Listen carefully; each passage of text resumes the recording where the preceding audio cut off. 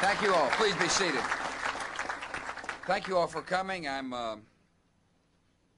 honored today to sign a bill that is an important step in an effort to secure our border while promoting trade and commerce. It's a good piece of legislation. It's bipartisan legislation. And I want to thank the members of both parties who have worked hard to get this bill to my desk. I want to thank Tom Ridge, who's here. Where are you, Tom? Oh, that's your Tom Ridge, yeah. At least that's what some of the members were saying. I particularly want to thank Senators Kyle and Brownback and Kennedy, Feinstein, and Hatch for being here as fine members of the United States Senate. I want to thank you for coming. I also want to appreciate Chairman Jim Sensenbrenner and George Gekas as well.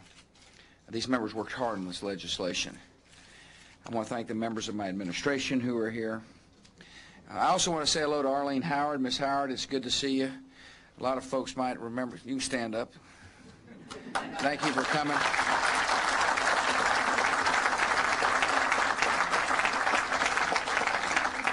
Arlene gave me her son George's badge, and it's a reminder of the evil that had been done to our country. You look great. I remember when I went over to Yankee Stadium to throw out the ball there at the World Series, one of Arlene's other sons was there. Where is he? Oh, there he is.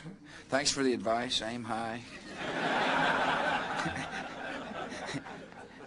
I want to thank Peter Johnson, who was George's partner for 12 years. Peter, thanks for coming. It's good to see you. I appreciate you being here. Thank you, sir.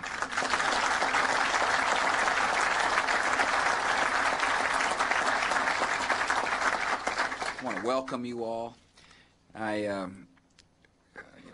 looking at Arlene and the brave folks here just reminds me of what was done to us there on September the 11th and how important it is that we remain tough and strong and diligent as we seek justice, as we chase down these killers one by one and bring them to justice.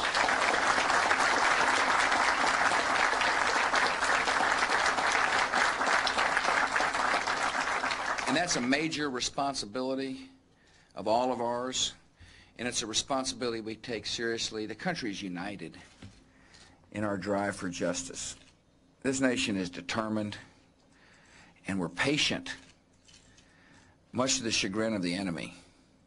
It must make them really worried to know that we don't have a calendar that says on such and such a date we're going to quit. That when it comes to our freedoms, and defending our freedoms, and securing our homeland, and protecting our innocent Americans, and never forgetting what happened on September 11th, we are some kind of tough. And that's the way it's going to be.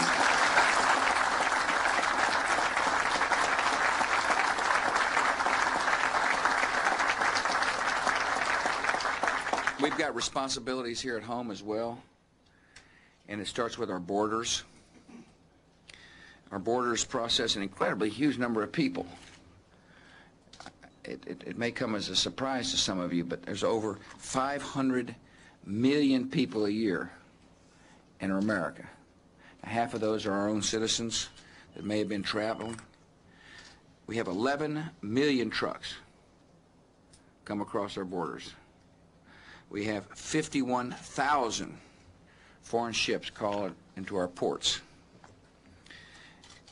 It reminds us that no nation can be totally secure or more secure unless we're well protected and unless our borders are well screened. We must know who's coming into our country and why they're coming. We must know what our visitors are doing and when they leave. That's important for us to know. It's knowledge necessary to make our homeland more secure. America is not a fortress. No, we never want to be a fortress. We're a free country. We're an open society. And we must always protect the rights of our law-abiding citizens from around the world who come here to conduct business or to study or to spend time with their family. That's what we're known for. We're known for respect. But on the other hand, we can do a better job of making our borders more secure and make our borders smart. We must use technology and be wise about how we use technology to speed the flow of commerce across our borders and to identify frequent travelers who pose no risk. We should be directing resources to risk. We ought to be routing out smugglers and focusing on criminals and, of course, stopping terrorists from coming into the country. The bill I signed today enhances our ongoing efforts to strengthen our borders. The purpose of this bill is to help our country do a better job of border security. It authorizes 400 additional inspectors, investigators, and other staff on the INS over the next 5 years. We're adding manpower, obviously. It makes it easier for the INS and other federal agencies to get better information about people and products that come into America. It requires every foreign visitor desiring entrance into the United States to carry a travel document containing biometric identification. That would be fingerprints or facial recognition that will enable us to use technology to better deny fraudulent entry into America. It strengthens the requirements that all commercial passenger ships and airplanes entering the United States provide a list of passengers and crew before arrival so that border authorities can act immediately to prevent someone from entering the country if he or she poses a threat to our citizens. It makes a lot of sense to do that. We should have probably been doing it a long time ago. These new measures will only be effective if federal authorities have access to important information. One of the things we've learned is how to better share information. Right now, the FBI and the CIA do a good job of sharing information. Information is getting better shared from the federal to the state to the local levels.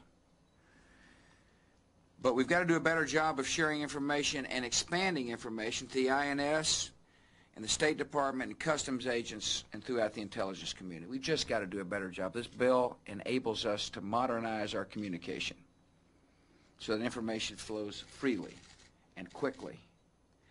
The legislation requires law enforcement and intelligence communities to continue to develop a list of suspected terrorists and to maintain that list and to make it readily available so that nobody is granted entry into the United States that's on the list.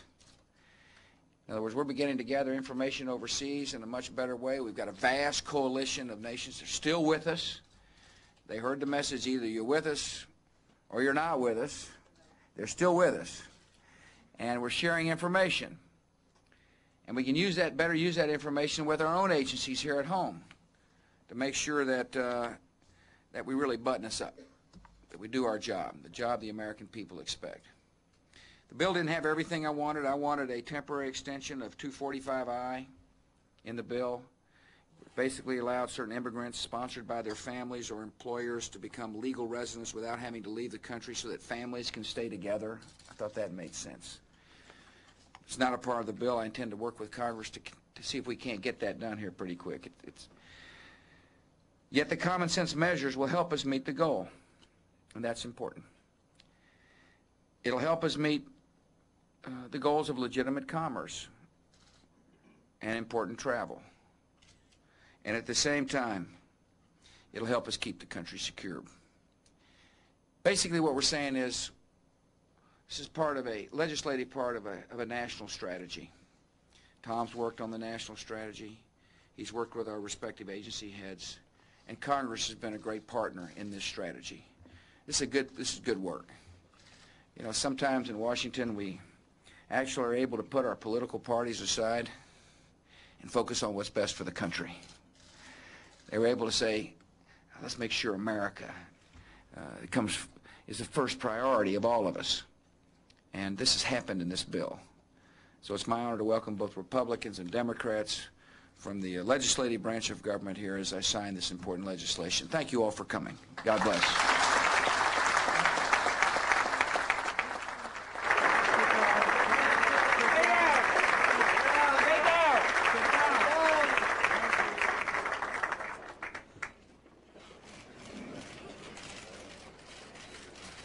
Quit yelling at her again. You've got a short name, so you point